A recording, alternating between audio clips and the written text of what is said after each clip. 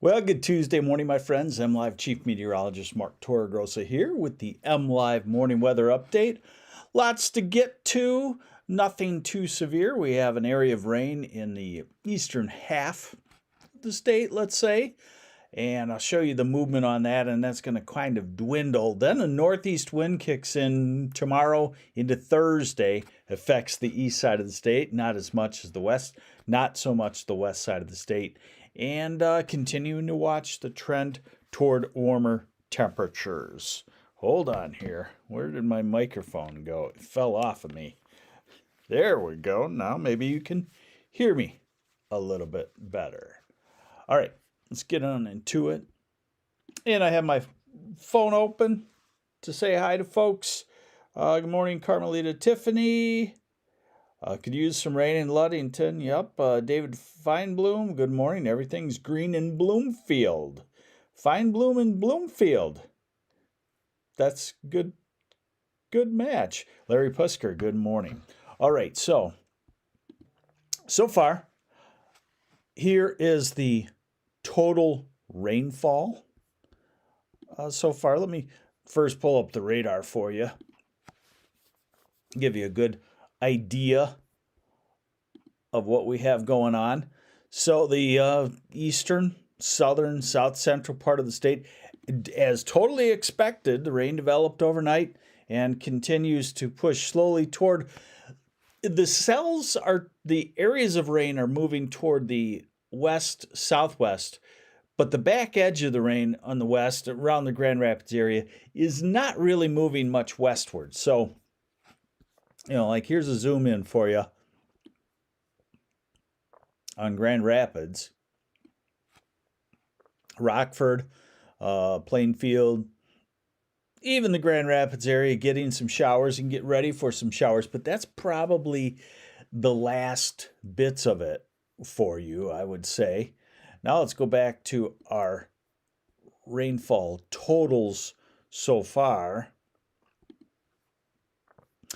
And, you can see in through the Fenton area, the heaviest so far, an inch to, I even saw a 2-inch flash in there, 1 to 2 inches in this purple area so far. And there you go. There's Fenton. There's some of the heaviest. Heartland, Howell. We slide down to Ann Arbor. And Ann Arbor, you're looking at so far about 0.6 of an inch in that Ann Arbor area. Dexter, 6,500 so far. Saline, 7,400 with some inch totals around Ypsi. And then as we slide into the Detroit area, you've got also, Detroit area. Dearborn, 0.2 of an inch. Downtown Detroit, 1,400s. Hamtramck, 1/4 inch. You get up into Oakland County, Bloomfield Township, and you're looking at 1/2 inch or so. And then as we slide up north of Flint, the Flint area, about 1/2 inch. Mount Morris, 6/10. Slide up northward to Frankenmuth, and you're at 3/10. Slide up into the Saginaw area, you're at 1/10 or 2/10. And toward the Midland area, you're about 1/4 of an inch as well. So, let's see here. All right, there we go. Freaked out on us for a minute there. Lisa Collins. Uh-oh, she's gone metric on us. 2 centimeters in Saginaw Township. No. We're going to stay with inches. So here's bigger picture. There's the rain. And now let's get into the rain forecast. All right, so here's your radar forecast. And as you can see, as we go to noon, 1, 2, 3, 4 o'clock, still the showers hanging in there, Saginaw to Lansing to Ann Arbor to Detroit, and then fading.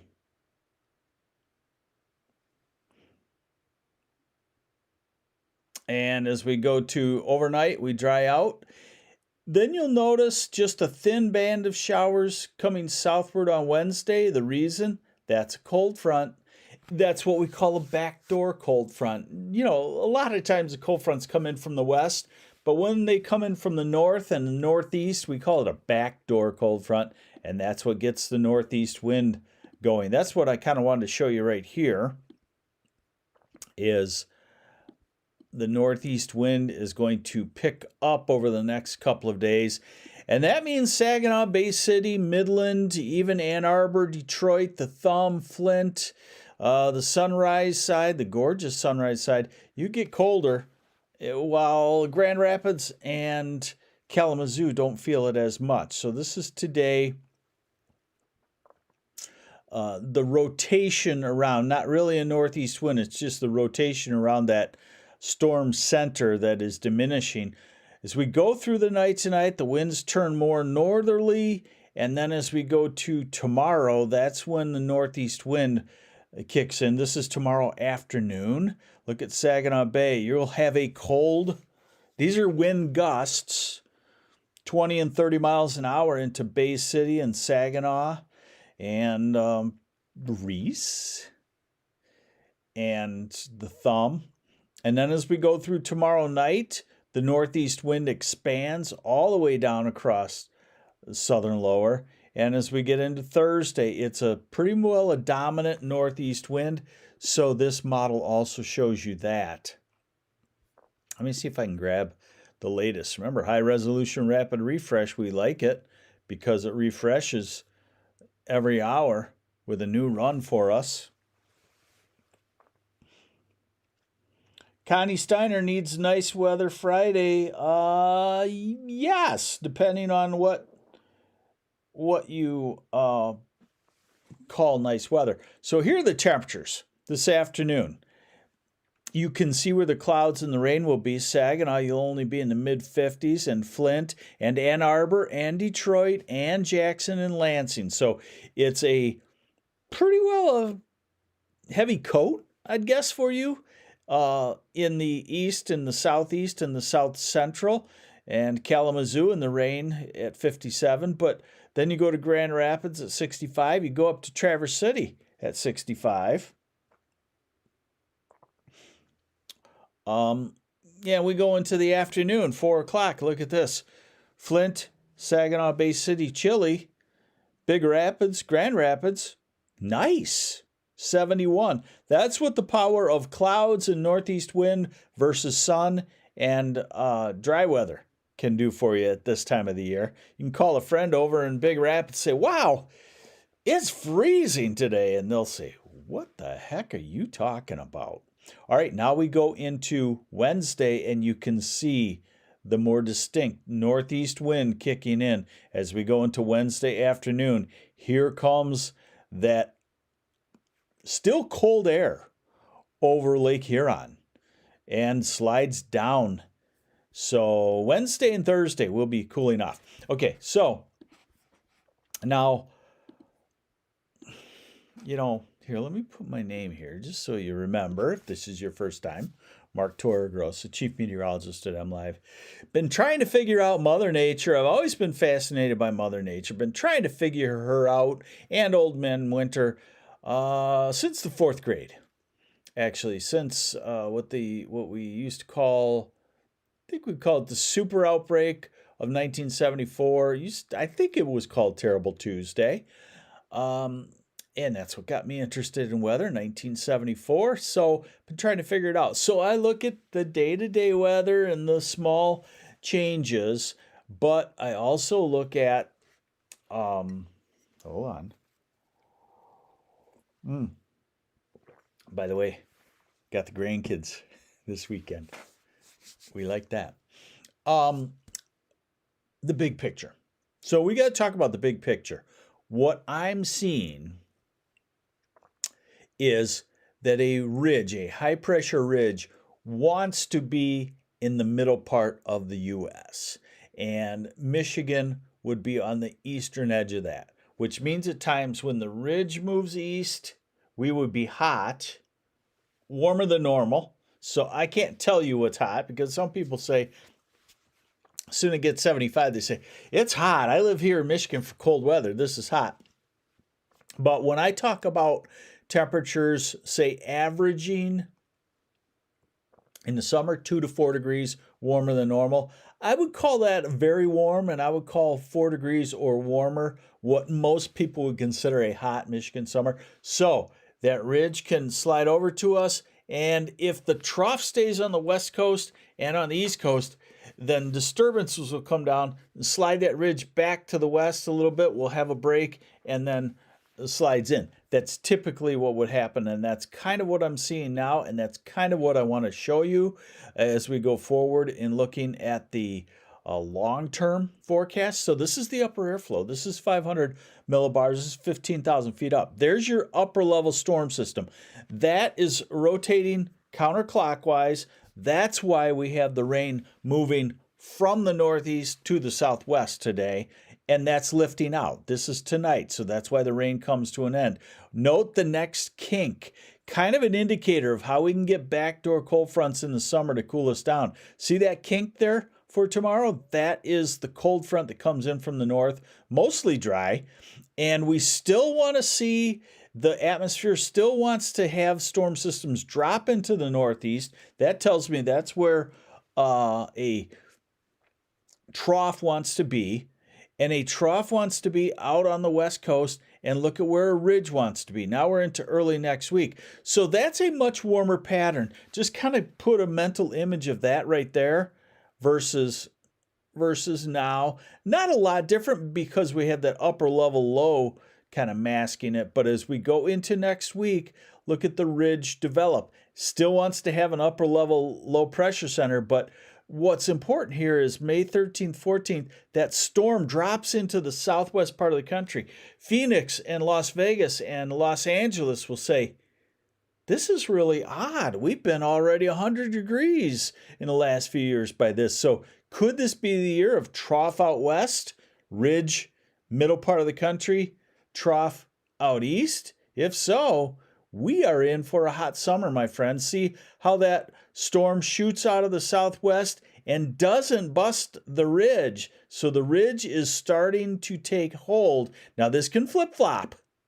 So I can't say that this is, the summer pattern emerging, but the first thing toward a hot summer is having that ridge. And note, May 21st, this model wants to try to develop another one of those upper lows in the northeast Canada, and then it would drive a cold front down in from the north. So for the meantime, we are going to have cold fronts, but we're also going to have some warmer weather too. So this is the day-to-day surface weather. We're going to call it rainy today I would say we better call it from Grand Rapids westward. Not so much Grand Rapids and Kalamazoo. I'm sorry, Grand Rapids and Kalamazoo eastward. Even the reverse weather has me a little screwed up. Of course, I'm also just getting back from a week at Cabo with our friends Jim and Corey and my wife, and we had a really good time. So there may have been a memory cell killed or a brain cell killed, something like that. So this is the northeast wind, the drying. So tomorrow should be a dry day, we'll call it, and then Thursday that northeast wind, but the sunshine comes back. And then Friday, somebody asked for good weather on Friday. Here it is. Lighter wind, full sunshine, should be pretty nice. There's Saturday, maybe another one of these backdoor cold fronts, not a real strong one. Here's the weekend, Saturday and Sunday both look dry and sunny. We'll take that at this time of the year. And then early next week is when I expect our next southwesterly wind, starting about late Monday, continuing to Tuesday and Wednesday. And things show that we go fairly dry. As that ridge builds, storm systems will be hard to go. So if you are like me and have some grass seed down, you got to start watering it because Mother Nature's not going to do it. Water it twice a day. I like, in the morning so it stays damp till early afternoon, and then early afternoon so it stays damp through sunset and maybe stays damp overnight, or maybe you can back it off to 5, 6 o'clock and it stays damp all night long, which is a good thing. You're going to need it. So set up some efficient sprinkler systems. All right, temperatures will show that northeast wind.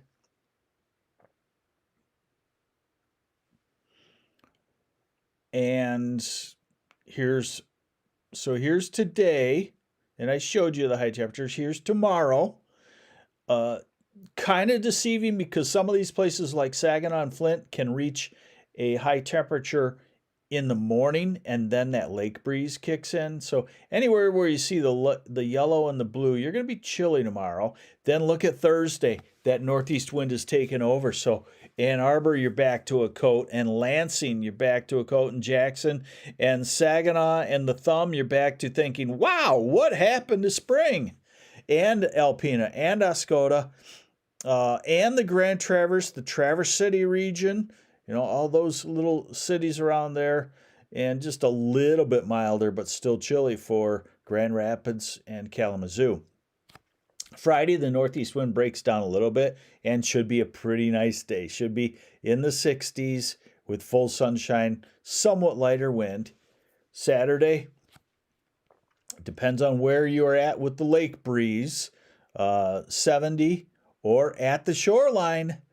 On a light wind at the shoreline, the lake breeze comes in everywhere, not just on the wind direction. It comes in at Saugatuck, and it comes in at Grand Haven and Muskegon and Pentwater and Ludington and Manistee and Frankfort, and comes in at Traverse City. It comes in at Charlevoix and Petoskey, and you go to the other side of the state, and it might come in there, and the UP has it all. And then Sunday, looking at temperatures, Mother's Day, looking at temperatures pretty nice, really. Cool start. Larry Pusker, will Lake Michigan evaporate a lot this summer? It doesn't tend to evaporate a lot in the summer. It evaporates a lot in the fall when the water is warm and the air turns cold. Evaporation is pretty much a function of water temperature difference and amount of moisture already in the air. So in the summer, we have more humidity, more actual moisture in the air. It doesn't tend to evaporate a lot. Now, if you don't get the rain to run off into it, then it goes down, but it's not necessarily evaporation. So there's Mother's Day in the 60s, pretty nice. Then I told you the south wind kicks in about Monday. That's when the temperatures would take a step up 10 degrees in the low 70s.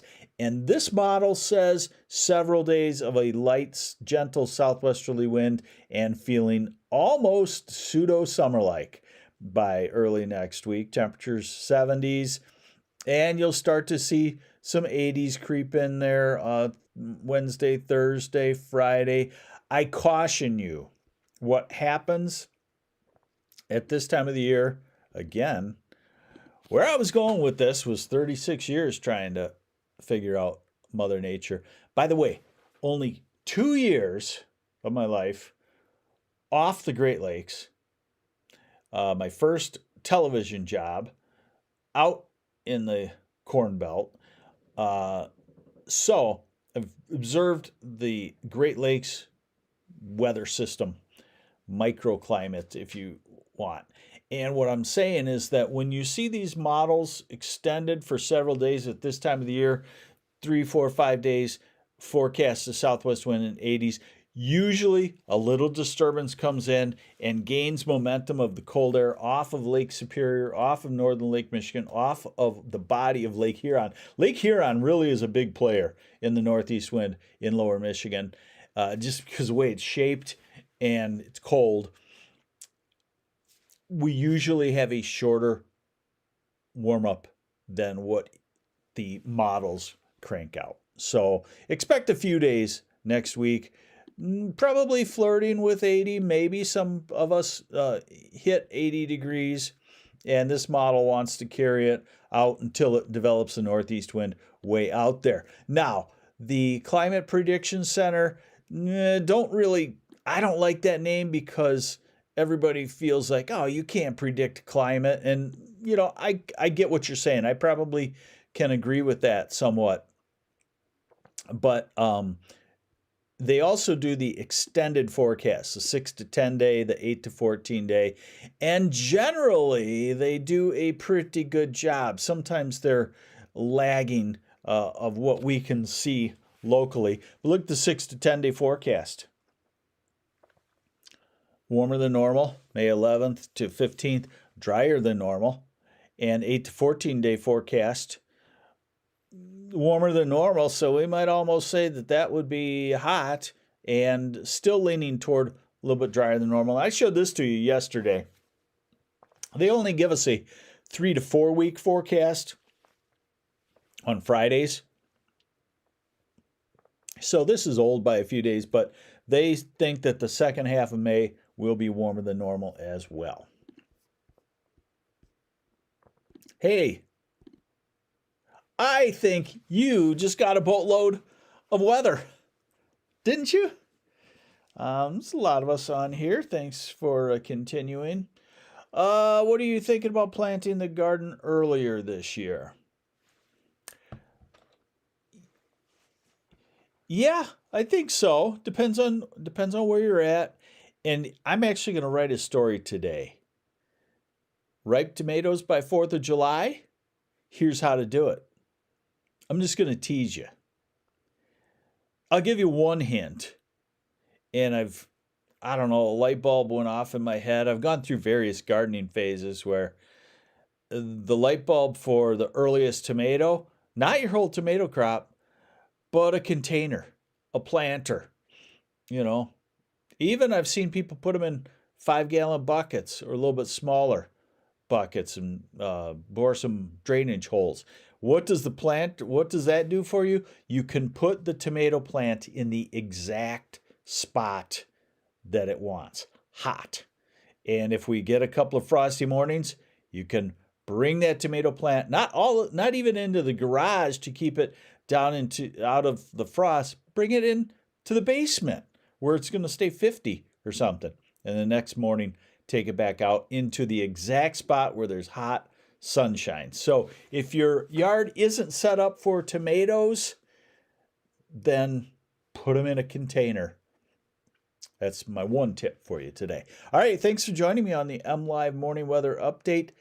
Do me a favor, do MLive a favor, tell your friends, hey, I got a fabulous weather update from this dude today with the long name.